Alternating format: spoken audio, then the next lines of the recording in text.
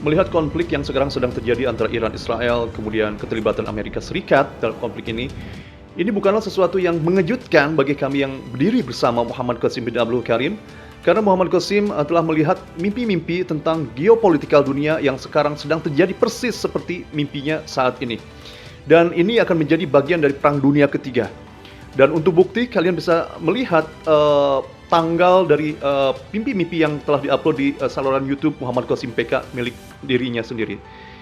Dan ada mimpi-mimpi lain yang telah menjadi kenyataan, contohnya seperti mimpi tentang kegagalan Perdana Menteri Imran Khan, seperti video ini. Ketika Imran Khan menjadi Perdana Menteri, saya bermimpi bahwa dia akan gagal.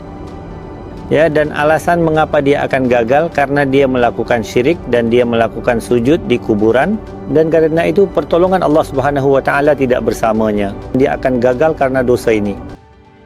Kemudian mimpi yang lainnya tentang Palestina yang akan tinggal nama. Muhammad Qasim telah melihatnya pada tahun 2017, dan kini kita bisa melihat apa yang dilakukan Israel. Mereka telah menghancurkan Gaza, dan sekarang mereka menuju tepi barat, dan mereka akan mengusir Muslim Palestina yang ada di sana.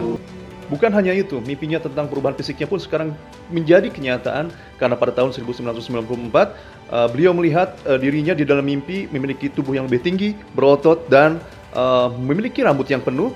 Dan seperti kita ketahui bahwa Muhammad Qasim telah mengalami kebotakan, dan kini rambutnya mengalami pertumbuhan kembali, dan kita memperhatikan ini dengan mata kepala kita sendiri.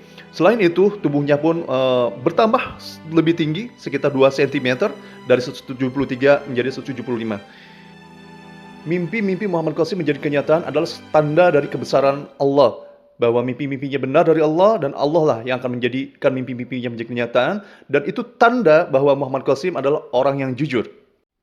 Dan ke depan kita akan melihat lebih banyak lagi mimpi-mimpi Muhammad Qasim yang akan menjadi kenyataan. Namun hanya dengan menyaksikan itu tidak cukup buat kita umat Islam. Kita harus ambil langkah.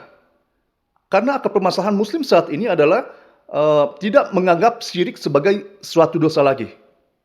Hanya dengan meninggalkan kesyirikan maka pertolongan Allah akan turun. Itu adalah satu syarat dari Allah untuk kita umat Islam, kalau kita ingin mendapat pertolongan Allah. Karena dalam Perang Dunia Ketiga ini akan banyak korban jiwa, seperti yang diperlihatkan dalam mimpi Muhammad Qasim. Jadi kita sebagai Muslim harus ambil langkah untuk menghapuskan segala kesyirikan dan bentuk-bentuknya, seperti foto-foto, patung-patung, dekorasi-dekorasi yang menyerupai makhluk hidup. Itu adalah bentuk syirik di zaman modern. Wassalamualaikum warahmatullahi wabarakatuh.